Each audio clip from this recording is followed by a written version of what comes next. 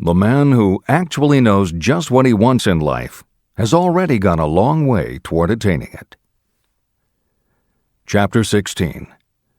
The 6 Ghosts of Fear.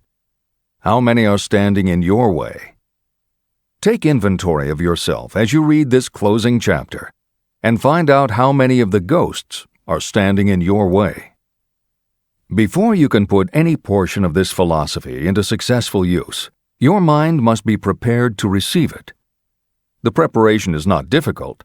It begins with study, analysis, and understanding of 3 enemies that you will have to clear out: indecision, doubt, and fear. The 6th sense will never function while these 3 negatives, or any one of them, remain in your mind. The members of this unholy trio are closely related. Where one is found, the other 2 are close at hand. Indecision is the seedling of fear. Remember this as you read. Indecision crystallizes into doubt. The 2 blend and become fear. The blending process often is slow. This is one reason why these 3 enemies are so dangerous. They germinate and grow without their presence being observed. The remainder of this chapter describes a state of mind that you must attain before the philosophy can be put into practical use. This chapter also analyzes a condition that has reduced huge numbers of people to poverty, and it states a truth that must be understood by all who accumulate riches, whether measured in terms of money or in terms of a state of mind that may be of far greater value than money. The purpose of this chapter is to turn the spotlight of attention on the cause and the cure of the 6 basic fears. Before you can master an enemy, you must know its name, its habits, and where to attack it. As you read, analyze yourself carefully and determine which, if any, of the 6 common fears have attached themselves to you. And keep in mind that sometimes they are hidden in the subconscious mind, where they are difficult to locate and still more difficult to eliminate. The 6 basic fears. There are 6 basic fears. At one time or another, every person suffers from some combination of these fears. Most people are fortunate if they do not suffer from the entire 6. Named in the order of their most common appearance, they are the fear of poverty, the fear of criticism, the fear of ill health, the fear of loss of love of someone, the fear of old age, and the fear of death. All other fears are of minor importance and are in fact just variations on these 6. Fears are nothing more than states of mind. Your state of mind is subject to your control and direction. You can create nothing that you do not first conceive in the form of an impulse of thought. The following statement is of even greater importance. Thought impulses begin immediately to translate themselves into their physical equivalent, whether those thoughts are voluntary or involuntary.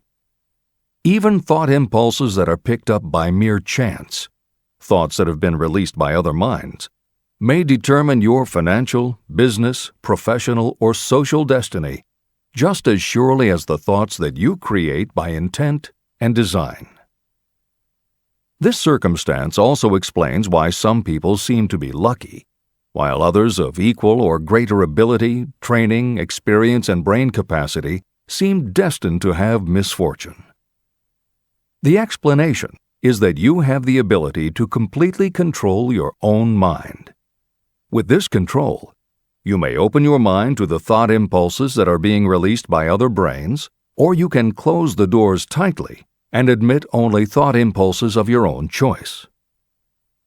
Nature has endowed human beings with absolute control over only one thing, and that one thing is thought. This fact, coupled with the additional fact that everything we create begins in the form of a thought, leads us very near to the principle by which fear may be mastered. If it is true that all thought has a tendency to clothe itself in its physical equivalent, and this is true beyond any reasonable room for doubt, It is equally true that thought impulses of fear and poverty cannot be translated into terms of courage and financial gain. The first basic fear: the fear of poverty. There can be no compromise between poverty and riches. The two roads that lead to poverty and riches travel in opposite directions. If you want riches, you must refuse to accept any circumstance that leads toward poverty. The word riches is used in its broadest sense, meaning financial, spiritual, mental, and material wealth. The starting point of the path that leads to riches is desire. In Chapter 3, you received full instructions for the proper use of desire. In this chapter on fear, you have complete instructions for preparing your mind to make practical use of desire. Here is the place to give yourself a challenge, which will definitely determine how much of this philosophy you have absorbed. Here is the point at which you can tell what the future holds in store for you. If, after reading this chapter, you are willing to accept poverty, you may as well make up your mind to receive poverty. This is one decision you cannot avoid. But if you demand riches, determine what form and how much will be required to satisfy you. You know the road that leads to riches. You have been given a roadmap. If you follow it, it will keep you on that road. If you neglect to make the start, or stop before you arrive, no one will be to blame but you. This responsibility is yours. No excuse will save you from accepting the responsibility if you now fail or refuse to demand riches of life. All you need is one thing.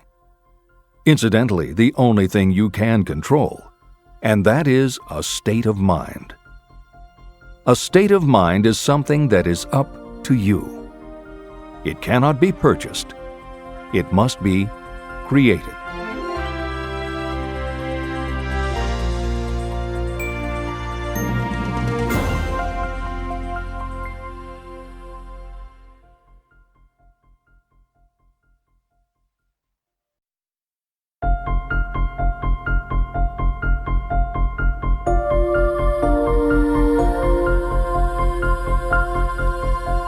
The most destructive fear.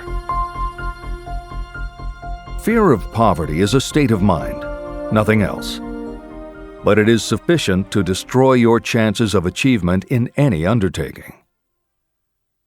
This fear paralyzes your ability to use reason, destroys the imagination, kills off self-reliance, undermines enthusiasm, discourages initiative, leads to uncertainty of purpose, encourages procrastination, wipes out enthusiasm, and makes self-control an impossibility. It takes the charm from your personality, destroys the possibility of accurate thinking, diverts concentration of effort. It defeats persistence, turns willpower into nothingness, destroys ambition, clouds the memory, and invites failure in every conceivable form. It kills love and assassinates the finer emotions of the heart, discourages friendship and invites disaster in 100 forms, leads to sleeplessness, misery, and unhappiness. And all this despite the obvious truth that you live in a world of overabundance of everything your heart could desire, with nothing standing between you and your desires except lack of a definite purpose. The fear of poverty is, without doubt, the most destructive of the 6 basic fears. It has been placed at the head of the list because it is the most difficult to master. The fear of poverty grew out of our inherited tendency to prey upon our fellow human beings economically. Nearly all animals lower than us are motivated by instinct, but their capacity to think is limited, and therefore they prey upon one another physically.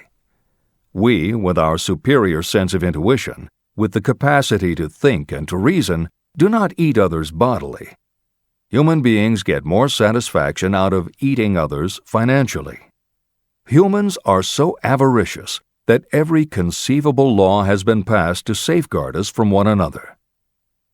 Nothing brings so much suffering and humility as poverty. Only those who have experienced poverty understand the full meaning of this. It is no wonder that we fear poverty. Through a long line of inherited experiences, we have learned for sure that some people cannot be trusted where matters of money and earthly possessions are concerned.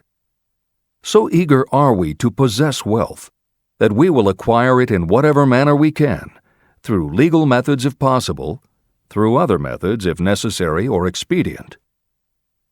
Self-analysis may disclose weaknesses that you do not like to acknowledge, but this form of examination is essential if you are going to demand of life more than mediocrity and poverty.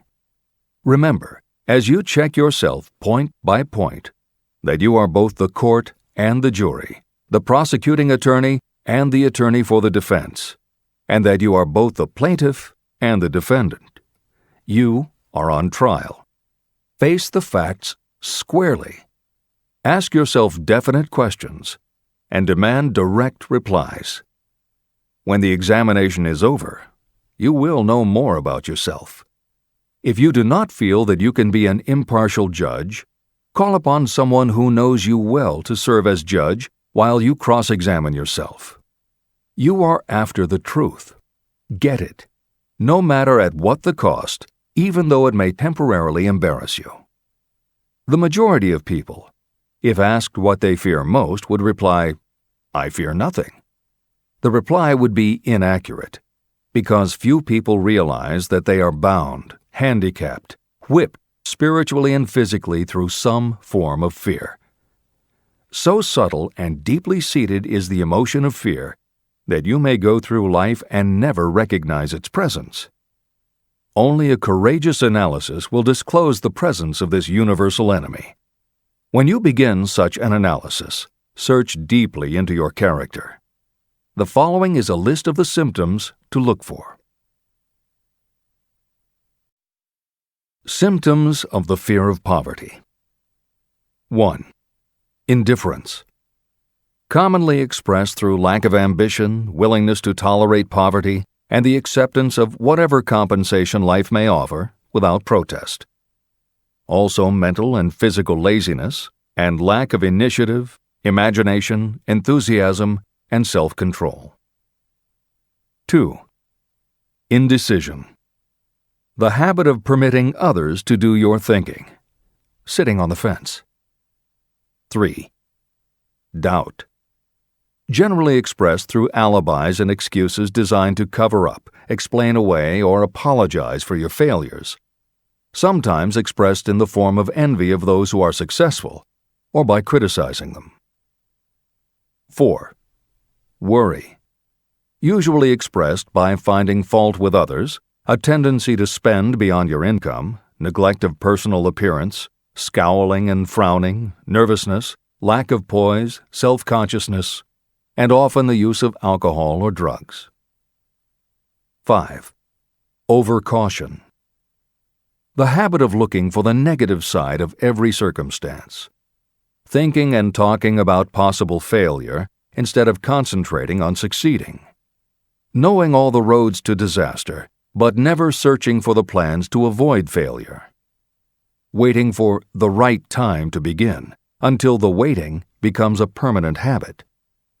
Remembering those who have failed and forgetting those who have succeeded. Seeing the hole in the donut, but overlooking the donut around the hole. 6. Procrastination. The habit of putting off until tomorrow that which should have been done last year, spending more time in creating excuses than it would take to do the job. This symptom is closely related to overcaution, doubt, and worry. Refusal to accept responsibility. Willingness to compromise rather than put up a fight. Compromising with difficulties instead of harnessing and using them as stepping stones to advancement. Bargaining with life for a penny instead of demanding prosperity, opulence, riches, contentment, and happiness. Planning what to do if you fail instead of burning all bridges and making retreat impossible. Weakness of and often total lack of self-confidence, definiteness of purpose, self-control, initiative, enthusiasm, ambition, thrift, and sound reasoning ability. Expecting poverty instead of demanding riches.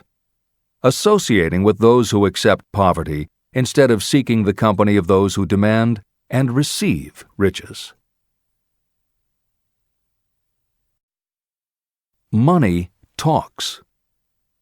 Some will ask, why did you write a book about money? Why measure riches in dollars alone? Some will believe, and rightly so, that there are other forms of riches more desirable than money. Yes, there are riches that cannot be measured in terms of dollars. But there are also millions of people who say, "Give me all the money I need, and I will find everything else I want."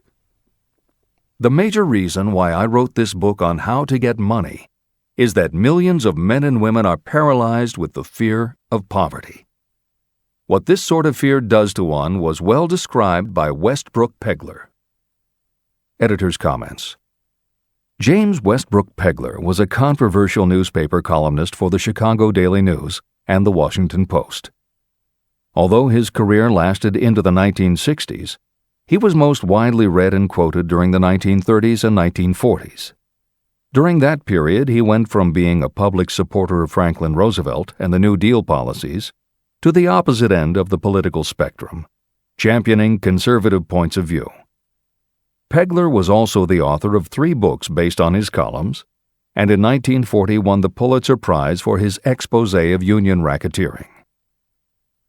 This is the end of the editor's comments. We continue with the article by Westbrook Pegler. Money is only clamshells or metal discs or scraps of paper, and there are treasures of the heart and soul which money cannot buy. But most people, being broke, are unable to keep this in mind and sustain their spirits. When a man is down and out and on the street, unable to get any job at all, something happens to his spirit, which can be observed in the droop of his shoulders, the set of his hat, his walk, and his gaze. He cannot escape a feeling of inferiority among people with regular employment, even though he knows they are definitely not his equals in character, intelligence, or ability. These people, even his friends, feel, on the other hand, a sense of superiority and regard him, perhaps unconsciously, as a casualty. He may borrow for a time, but not enough to carry on in his accustomed way, and he cannot continue to borrow very long. But borrowing in itself, when a man is borrowing merely to live, is a depressing experience, and the money lacks the power of earned money to revive his spirits. Of course, none of this applies to bums or habitual ne'er-do-wells, but only to men of normal ambitions and self-respect. Women in the same predicament must be different. We somehow do not think of women at all in considering the down-and-outers. They are scarce in the breadlines, they rarely are seen begging on the streets, and they are not recognizable in crowds by the same plain signs which identify busted men. Of course, I do not mean the shuffling hags of the city streets, who are the opposite number of the confirmed male bums. I mean reasonably young, decent, and intelligent women.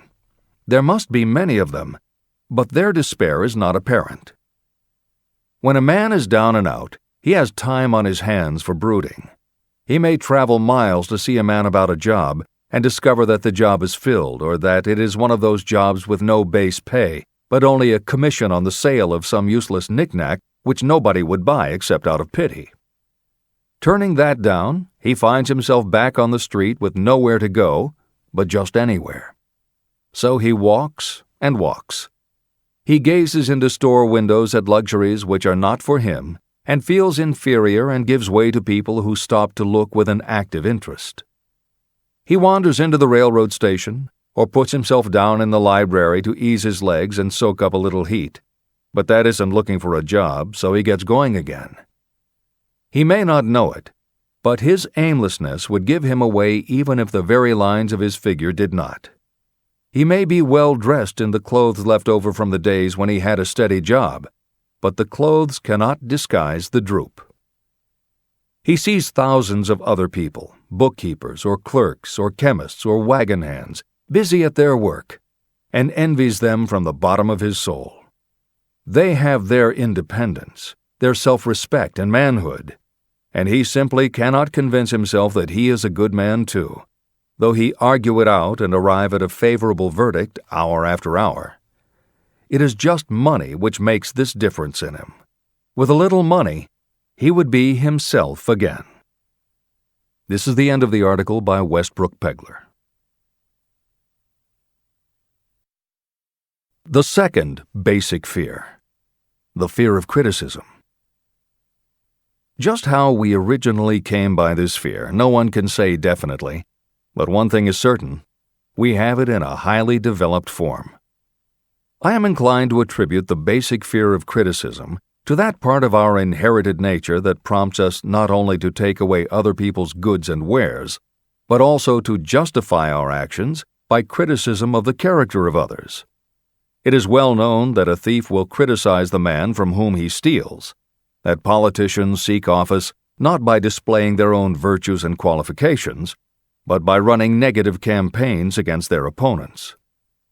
Designers and clothing manufacturers have not been slow to take advantage of this basic fear of criticism. Every season, styles change. Who establishes the styles? Certainly not the purchaser. It is the designers and manufacturers. Why do they change the styles so often? The answer is obvious. They change the styles so they can sell more clothes. The fear of criticism robs people of their initiative, destroys their power of imagination, limits their individuality, takes away their self-reliance, and does them damage in 100 other ways. Parents often do their children irreparable injury by criticizing them. The mother of one of my friends used to punish him with a switch almost daily, always completing the job with the statement, "You'll land in the penitentiary before you are 20. He was sent to a reformatory at the age of 17. Editor's comments. Modern psychotherapy is well aware of the circumstance that Hill describes in the preceding paragraph. In the chapters on autosuggestion and hypnosis, reference was made to childhood traumas that result in phobias, compulsive behaviors, fixations, or complexes.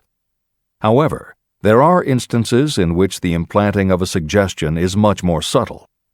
Hypnotherapists have found that common phrases such as, "Don't you ever say no to me again," "I'm afraid she'll never get over it," or "You're just like your father," can hamper a person's abilities later in life if such phrases were said often enough or at a time when a child was particularly vulnerable. This is the end of the editor's comments. Criticism is the one form of service of which everyone has too much. Everyone has a stock of it, which is handed out gratis whether called for or not. Your nearest relatives are often the worst offenders. It should be recognized as a crime. In reality, it is a crime of the worst nature for any parent to build inferiority complexes in the mind of a child through unnecessary criticism. Employers who understand human nature get the best there is in people not by criticism, but by constructive suggestion. Parents may accomplish the same results with their children. Criticism will plant fear in the human heart, or resentment, but it will not build love or affection. Symptoms of the fear of criticism. This fear is almost as universal as the fear of poverty, and its effects are just as fatal to personal achievement, mainly because this fear destroys initiative and discourages the use of imagination. The major symptoms of the fear are: 1. Self-consciousness, generally expressed through nervousness, timidity in conversation and in meeting strangers, awkward movements, and shifting of the eyes. 2. Lack of poise, expressed through lack of voice control, nervousness in the presence of others, poor posture, poor memory. 3. Personality weaknesses, lacking in firmness of decision, personal charm, and ability to express opinions definitely, the habit of sidestepping issues instead of meeting them squarely, agreeing with others without careful examination of their opinions.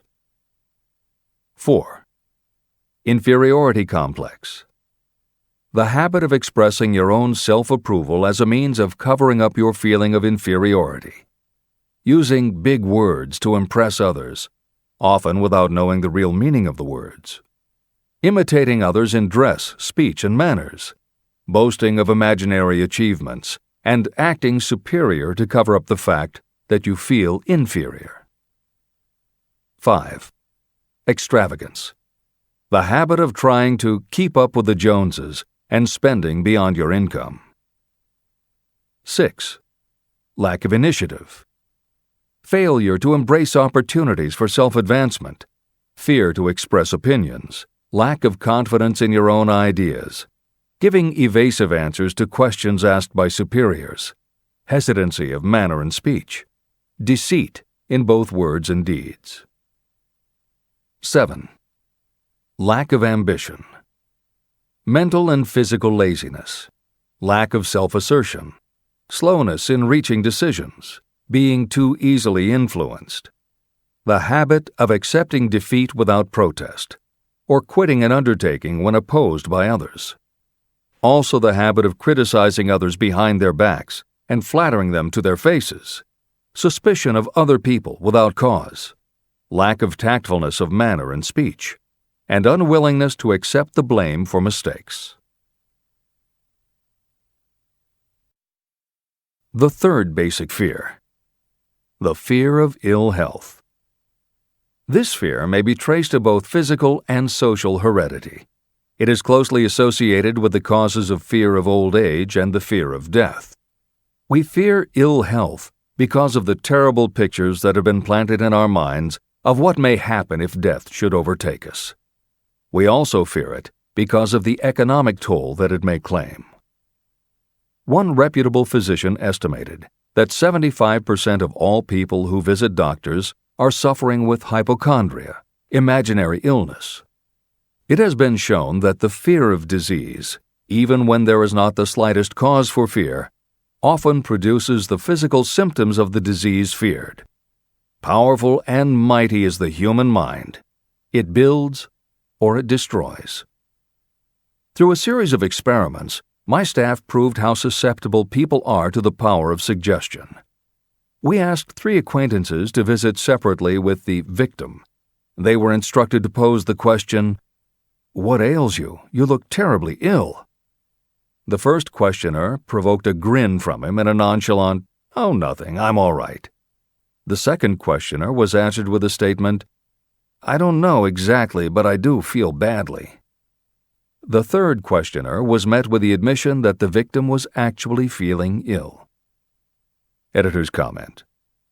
Hill's experiment is one that you do not want to carry too far.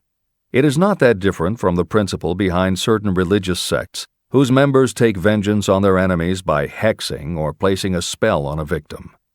The spell only works because the victim believes that spells can be cast and that it is possible he or she could be hexed. When the hex victim is informed that someone has cast a spell on them, they accept that it is possible, and their mind does the rest.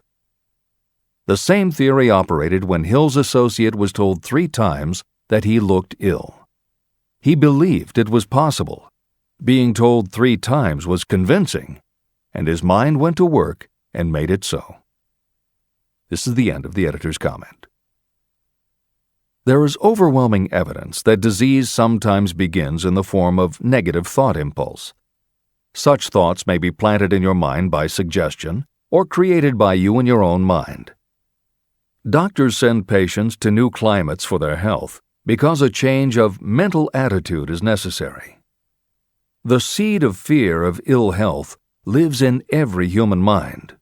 Worry, fear, discouragement, or disappointment can cause this seed to germinate and grow. Symptoms of the fear of ill health. The symptoms of this almost universal fear are 1. Autosuggestion.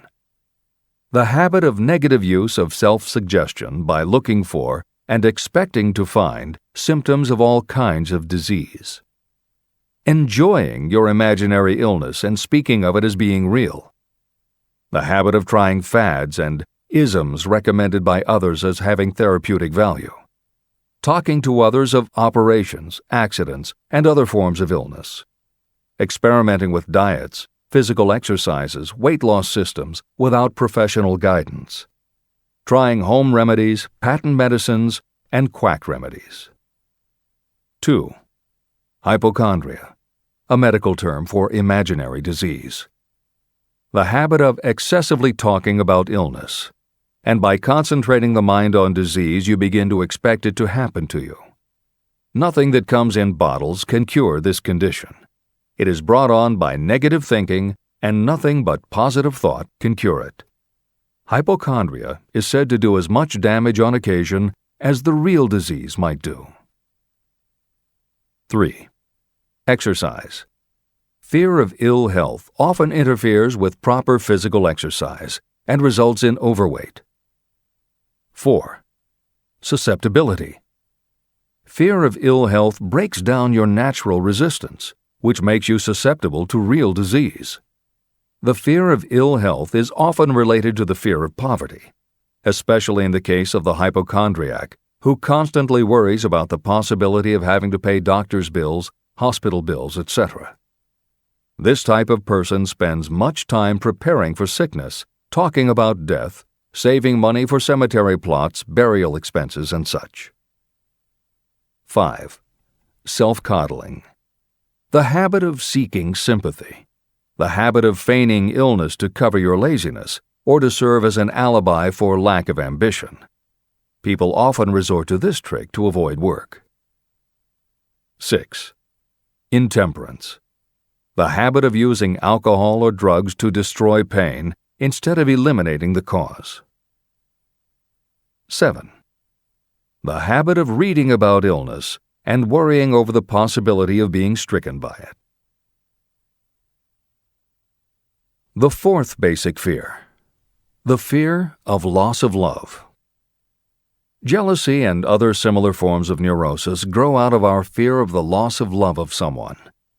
This fear is the most painful of all the 6 basic fears. It probably plays more havoc with the body and mind than any of the other basic fears. Editor's comment. By way of introduction to each of the 6 basic fears, Napoleon Hill usually postulates how the fear originated in humans. In the original edition of this book, he suggested that the fear of loss of love may have started with prehistoric man's habit of stealing his neighbor's mate and taking liberties with her whenever he could. Though amusing, this theory does not take into account that women fear the loss of a love just as profoundly as men do, and both men and women fear losing the love of not just their mates, but also of family members and others with whom they are close. How the emotion of love originated may remain a mystery, but there is no mystery about how we feel when we lose it. This is the end of the editor's comment. The fourth basic fear. The fear of loss of love. Jealousy and other similar forms of neurosis grow out of our fear of the loss of love of someone. This fear is the most painful of all the 6 basic fears. It probably plays more havoc with the body and mind than any of the other basic fears. Editor's comment. By way of introduction to each of the 6 basic fears, Napoleon Hill usually postulates how the fear originated in humans. In the original edition of this book, he suggested that the fear of loss of love may have started with prehistoric man's habit of stealing his neighbor's mate and taking liberties with her whenever he could. Though amusing, this theory does not take into account that women fear the loss of a love just as profoundly as men do, and both men and women fear losing the love of not just their mates, but also of family members and others with whom they are close. How the emotion of love originated may remain a mystery, but there is no mystery about how we feel when we lose it. This is the end of the editor's comment. Symptoms of the fear of loss of love. The distinguishing symptoms of this fear are 1. Jealousy. the habit of being suspicious of friends and loved ones, the habit of accusing wife or husband of infidelity without grounds, general suspicion of everyone, and absolute faith in no one. 2. Fault-finding. The habit of finding fault with friends, relatives, business associates, and loved ones upon the slightest provocation, or without any cause whatsoever. 3. Gambling. The habit of gambling, stealing, cheating, and otherwise taking hazardous chances to provide money for loved ones in the belief that love can be bought. The habit of spending beyond your means, or incurring debts to provide gifts for loved ones in order to make a good impression. Also insomnia, nervousness, lack of persistence, weakness of will, lack of self-control, lack of self-reliance, bad temper. The 5th basic fear. The fear of old age. In the main, this fear grows out of 2 sources. First, the thought that old age may bring with it poverty.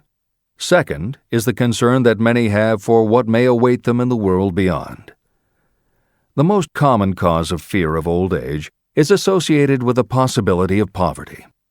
Poorhouse is not a pretty word. It throws a chill into the mind of every person who faces the possibility of having to spend declining years having to live on some form of charity. The possibility of ill health, which is more common as people grow older, is also a contributing cause of this common fear of old age, as is concern about diminishing sexuality. Another contributing cause of the fear of old age is the possibility of loss of freedom and independence, as old age may bring with it the loss of both physical and economic freedom. Symptoms of the fear of old age. The most common symptoms of this fear are 1. Lack of enthusiasm. The tendency to slow down and develop an inferiority complex, falsely believing you are slipping because of age. The habit of killing off initiative, imagination, and self-reliance by falsely believing you are too old to exercise these qualities. 2. Self-consciousness of speech.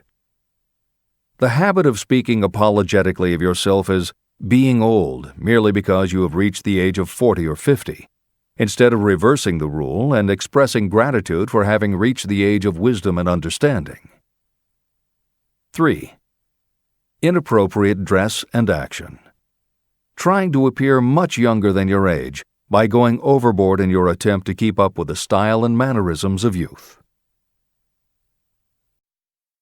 The 6th basic fear. The fear of death. To some, this is the cruelest of all the basic fears. The reason is obvious. The terrible pangs of fear associated with the thought of death, in the majority of cases, may be charged to religious fanaticism. So-called heathens are less afraid of death than the more civilized. For hundreds of millions of years we have been asking the still unanswered questions, where did I come from? And where am I going? During the darker ages of the past, the more cunning and crafty were not slow to offer the answer to these questions for a price. Come into my tent. Embrace my faith. Accept my dogmas, and I will give you a ticket that will admit you straight into heaven when you die, says the religious leader. Remain out of my tent, says the same leader, and the devil will take you and burn you throughout eternity. The thought of eternal punishment destroys interest in life and makes happiness impossible. While the religious leader may not actually be able to provide safe conduct into heaven or send you to hell, the possibility of the latter seems terrible. The very thought of it takes hold of the imagination in such a realistic way that it paralyzes reason and sets up the fear of death. The fear of death is not as common now as it was during the age when there were no great colleges and universities. People of science have turned the spotlight of truth upon the world, and this truth is rapidly freeing men and women from this terrible fear of death. The young men and women who attend the colleges and universities are not easily impressed by fire and brimstone.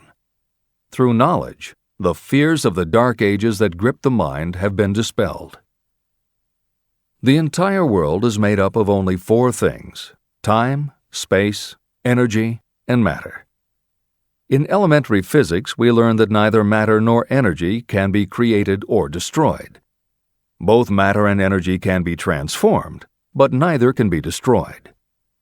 Life is energy, if it is anything. If neither energy nor matter can be destroyed, of course, life itself cannot be destroyed. Life, like other forms of energy, may be passed through various processes of transition or change, but it cannot be destroyed. Death is mere transition. And if death is not mere change or transition, then nothing comes after death except a long, eternal, peaceful sleep. And sleep is nothing to be feared. If you can accept the logic of this, you may forever wipe out your fear of death. Symptoms of the fear of death. The general symptoms of this fear are: 1. The habit of thinking about dying instead of making the most of life. This is generally due to lack of purpose or lack of a suitable occupation. This fear is more prevalent among the aged, but sometimes the more youthful are victims of it. The greatest of all remedies for the fear of death is a burning desire for achievement, backed by useful service to others.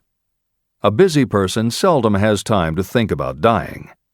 A busy person finds life too thrilling to worry about death. 2. Sometimes the fear of death is closely associated with the fear of poverty, where death would leave loved ones poverty-stricken. 3. In other cases, the fear of death is caused by illness and the breakdown of physical body resistance. 4. The most common causes of the fear of death are ill health, poverty, lack of appropriate occupation, disappointment over love, insanity, and religious fanaticism. The disaster of worry and destructive thinking. Worry is a state of mind based upon fear. It works slowly but persistently. It is insidious and subtle. Step by step, it digs itself in until it paralyzes the reasoning faculty and destroys self-confidence and initiative. Worry is a form of sustained fear caused by indecision.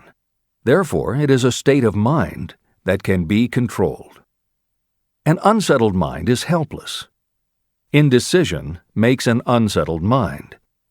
Most individuals lack the willpower to reach decisions promptly and to stand by them after they have been made.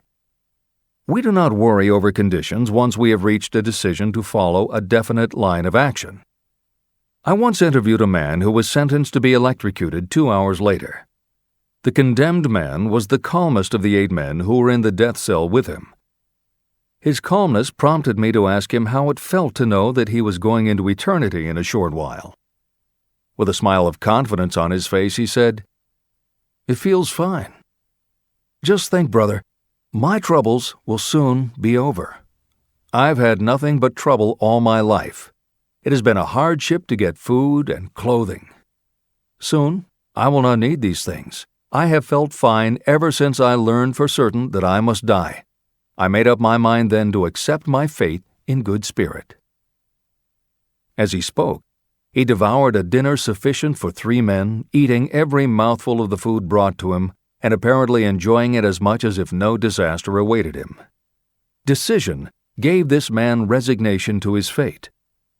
Decision can also prevent one's acceptance of undesired circumstances. Through indecision, the 6 basic fears become translated into a state of worry. Relieve yourself forever of the fear of death by reaching a decision to accept death as an inescapable event. Eliminate the fear of old age by reaching a decision to accept it not as a handicap, but as a great blessing that carries with it wisdom, self-control, and understanding. Master the fear of loss of love by reaching a decision to get along without love, if that is necessary. Defeat the fear of criticism by reaching a decision not to worry about what other people think, do, or say. Overcome the fear of ill health by the decision to forget symptoms. And whip the fear of poverty by reaching a decision to get along with whatever wealth you can accumulate without worry. Kill the habit of worry in all its forms by reaching a general blanket decision that nothing life has to offer is worth the price of worry. With this decision will come poise, peace of mind, and calmness of thought, which will bring happiness. If your mind is filled with fear, you not only destroy your own chances of intelligent action, but you transmit these destructive vibrations to the minds of all who come into contact with you, and you destroy their chances too. Even a dog or a horse knows when its master lacks courage. It will pick up the vibrations of fear given off by its master and behave accordingly. The vibrations of fear pass from one mind to another just as quickly and as surely as the sound of the human voice passes from the broadcasting station to a radio receiver. The person who constantly speaks of negative or destructive thoughts is practically certain to experience the results of those words in the form of destructive feedback. But even negative thoughts without words will come back to you. The release of destructive thought impulses alone also produces feedback in more ways than one. First, and perhaps most important to be remembered, the person who releases thoughts of a destructive nature must suffer damage through the breaking down of creative imagination. Secondly, the presence in the mind of any destructive emotion develops a negative personality, which repels people and often converts them into antagonists. The third source of damage is that negative thoughts not only affect others, but they also embed themselves in the subconscious mind of the person releasing them and there become a part of that person's character. Your business in life is to achieve success. To be successful, you must find peace of mind, acquire the material needs of life, and above all, attain happiness. All of these indications of success begin in the form of thought impulses. You control your own mind. You have the power to feed it whatever thought impulses you choose. With this goes the responsibility of using your mind constructively. You are the master of your own earthly destiny, just as surely as you have the power to control your own thoughts. You may influence, direct, and eventually control your own environment, making your life what you want it to be. Or you may neglect to make your life what you want, and you will be adrift on the seas of circumstance, where you will be tossed like a wood chip on the waves of the ocean. The Devil's Workshop. In addition to the 6 basic fears, there is another evil by which people suffer. It constitutes a rich soil in which the seeds of failure grow abundantly. It is so subtle that its presence often is not detected. It is more deeply rooted and more often fatal than all of the 6 fears. For want of a better name, let us call this evil susceptibility to negative influences. Those who accumulate great riches always protect themselves against negative influences. The poverty-stricken never do. Those who succeed in any calling must prepare their minds to resist such influences. If you are reading this book to learn how to grow rich, you should examine yourself very carefully to determine whether you are susceptible to negative influences. If you neglect this self-analysis, you will give up your right to attain the object of your desires. Make your analysis searching. As you read the following questions, be tough on yourself. Go at the task as carefully as you would if you were searching for any other enemy you knew was waiting to ambush you. You must deal with your own faults as you would with a real and serious enemy. You can easily protect yourself against real enemies because there are laws, police, and courts to deal with them. But this 7th basic evil is more difficult to master because it strikes when you are not aware of its presence, when you are asleep and while you are awake. Moreover, its weapon is intangible because it consists of merely a state of mind. Negative influences are also dangerous because they come in so many different forms. Sometimes they enter the mind through the well-meant words of your friends and relatives. At other times they come from within, through your own mental attitude. Always, it is as deadly as poison, even though it may not kill as quickly. How to protect yourself against negative influences. To protect yourself against negative influences, whether of your own making or the result of negative people around you, recognize that your willpower is your defense. You must put it into constant use until it builds a wall of immunity against negative influences in your own mind. Recognize that you and every other human being are, by nature, lazy, indifferent, and susceptible to all suggestions that reinforce your weaknesses. Recognize that you are, by nature, susceptible to all of the 6 basic fears, and you must set up habits to counteract all these fears. Recognize that negative influences often work on you through your subconscious mind and are therefore difficult to detect. Keep your mind closed against all people who depress or discourage you in any way. Clean out your medicine chest and stop pandering to colds, aches, pains, and imaginary illness. Deliberately seek the company of people who influence you to think and act for yourself. Do not expect troubles, as they have a tendency not to disappoint. Without doubt, the most common weakness of all human beings is the habit of leaving their minds open to the negative influences of other people. This weakness is all the more damaging because most people do not even know they do it. The following list of questions is designed to help you see yourself as you really are. You should read through the list now. Then set aside a day when you can give adequate time to go through the list again and thoroughly answer each question. When you do this, I advise that you read the questions and state your answers aloud so you can hear your own voice. This will make it easier for you to be truthful with yourself. Self-analysis questions. Do you complain often of feeling bad, and if so, what is the cause? Do you find fault with other people at the slightest provocation? Do you frequently make mistakes in your work, and if so, why? Are you sarcastic and offensive in your conversation? Do you deliberately avoid the association of anyone, and if so, why? Do you suffer frequently with indigestion? If so, what is the cause? Does life seem futile and the future hopeless to you? Do you like your occupation? If not, why? Do you often feel self-pity? And if so, why? Are you envious of those who excel you? To which do you devote most time, thinking of success or of failure? Are you gaining or losing self-confidence as you grow older? Do you learn something of value from all mistakes? Are you permitting some relative or acquaintance to worry you? If so, why? Are you sometimes excited about life and at other times in the depths of despondency? Who has the most inspiring influence upon you, and for what reason?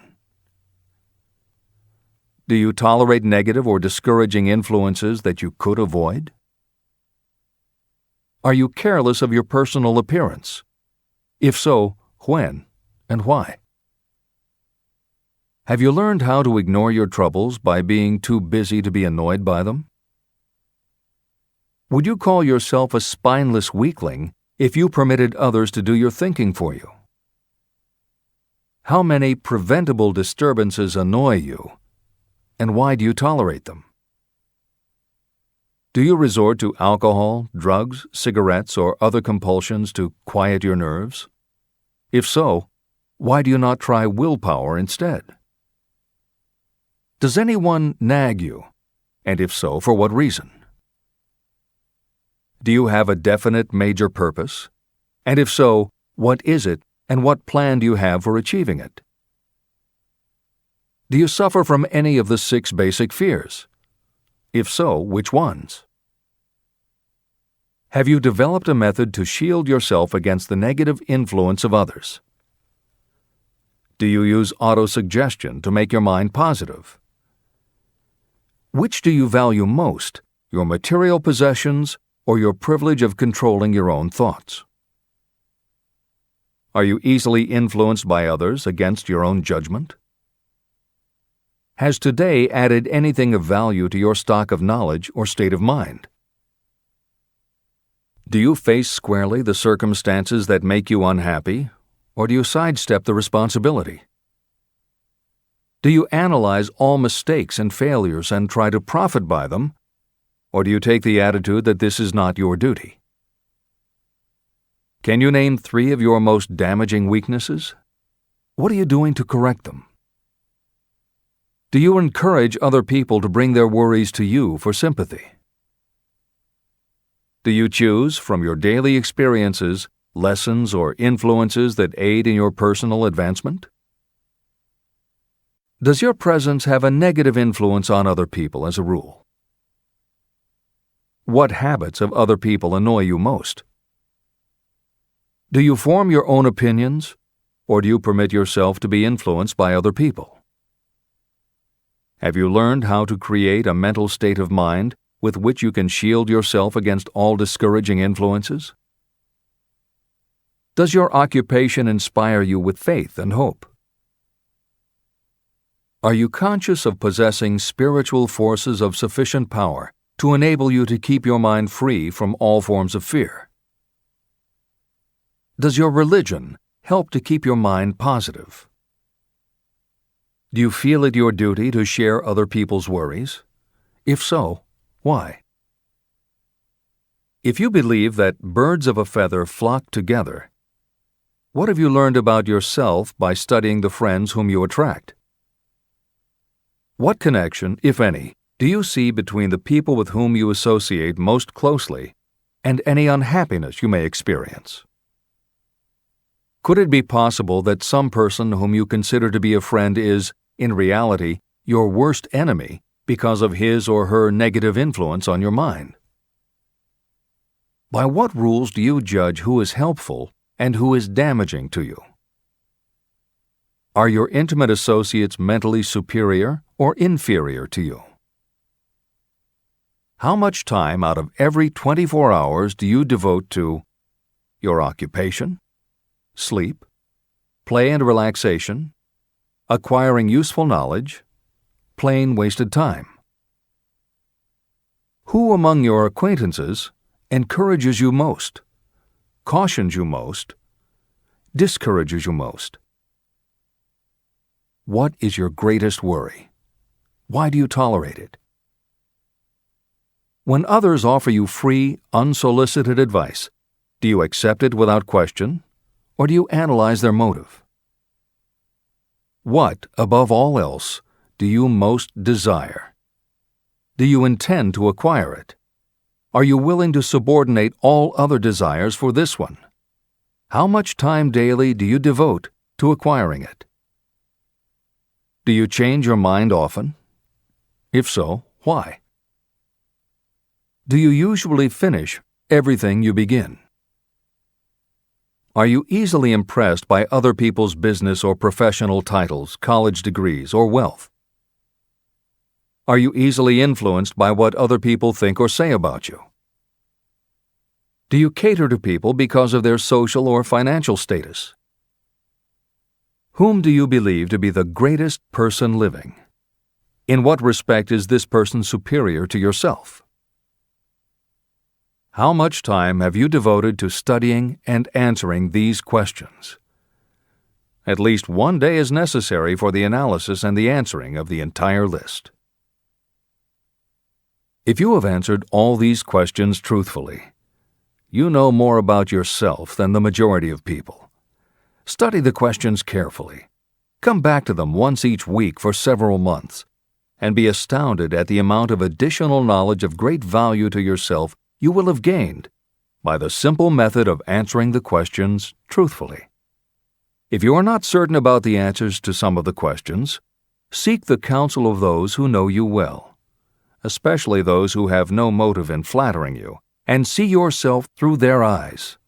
The experience will be astonishing.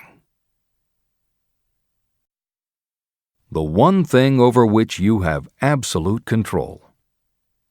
You have absolute control over only one thing, and that is your thoughts. This is the most significant and inspiring of all facts known to humans. It reflects our divine nature.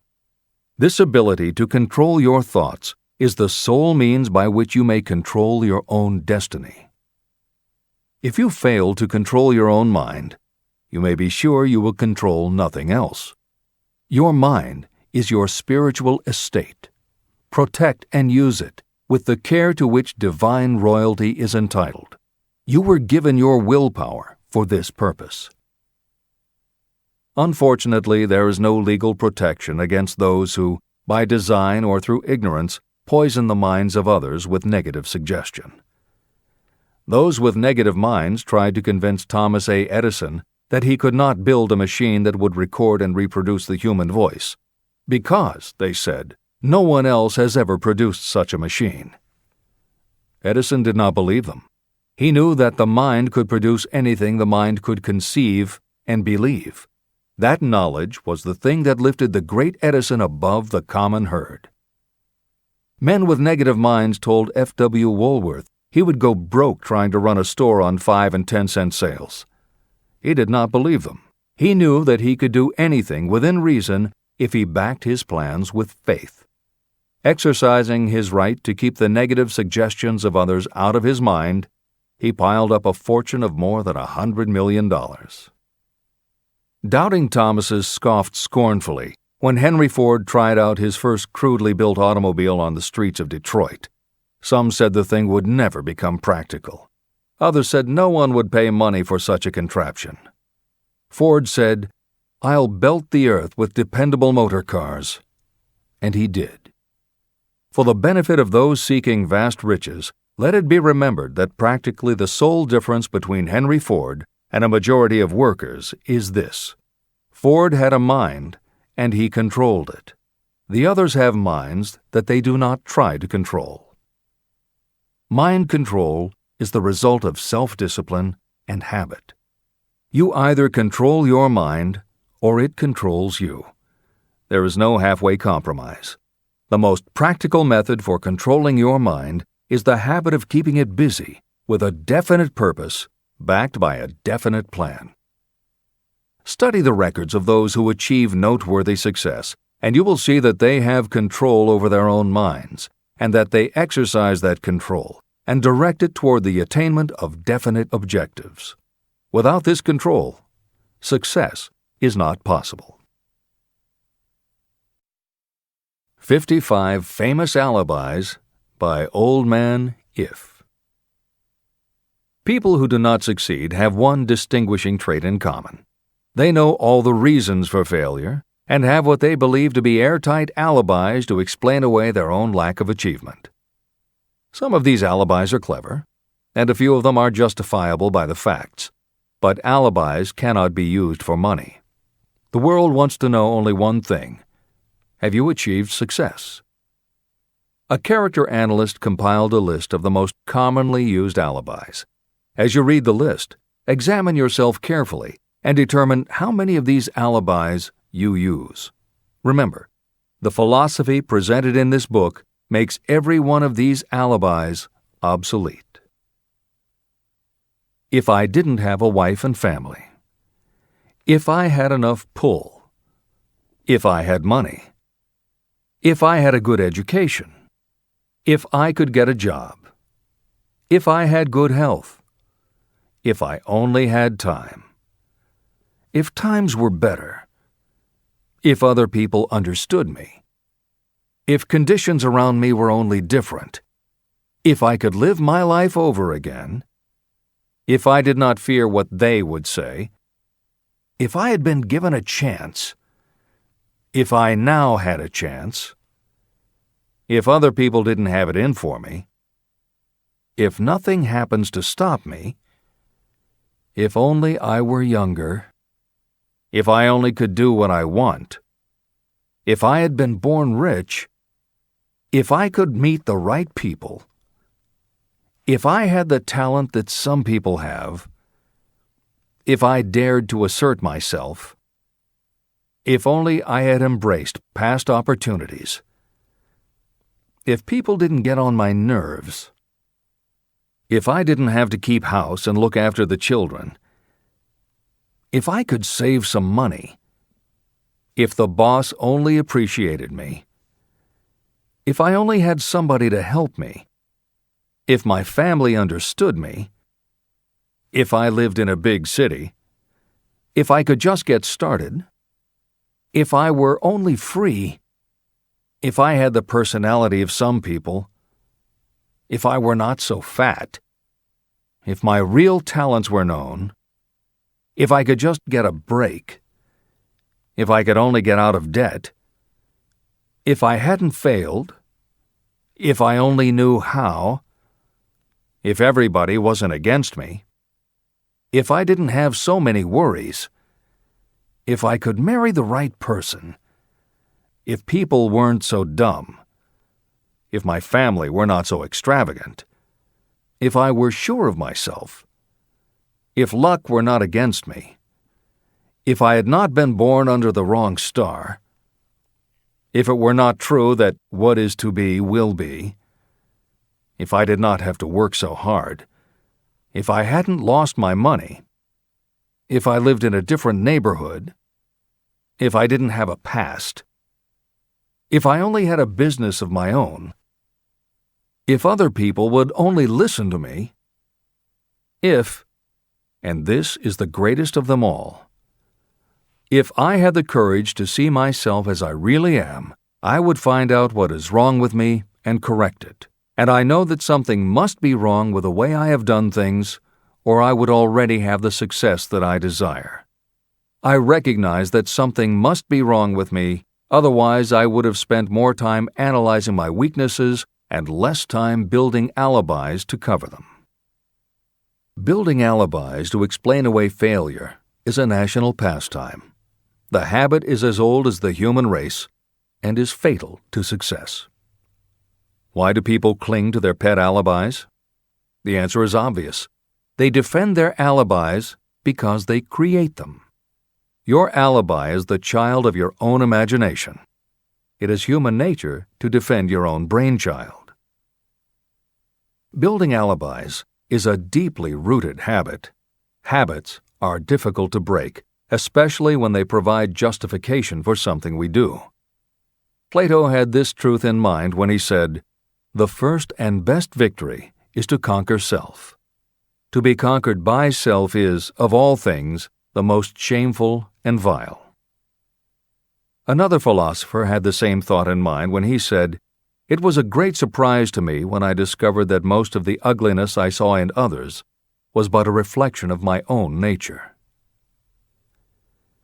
Elbert Hubbard, philosopher, author, publisher of the Fra magazine, and founder of the Roy Crofters Community of Artists, said, "It has always been a mystery to me why people spend so much time deliberately fooling themselves by creating alibis to cover their weaknesses. If used differently, this same time would be sufficient to cure the weakness. Then no alibis would be needed." In parting, I would remind you that life is a checkerboard, and the player opposite you is time. If you hesitate before moving, or neglect to move promptly, your men will be wiped off the board by time. You are playing against a partner who will not tolerate indecision. Previously, you may have had a logical excuse for not having forced life to come through with whatever you asked. That alibi is now obsolete, because you are in possession of the master key that unlocks the door to life's riches. The master key is intangible, but it is powerful. It is the privilege of creating, in your own mind, a burning desire for a definite form of riches. There is no penalty for the use of this key, but there is a price you must pay if you do not use it. The price is failure.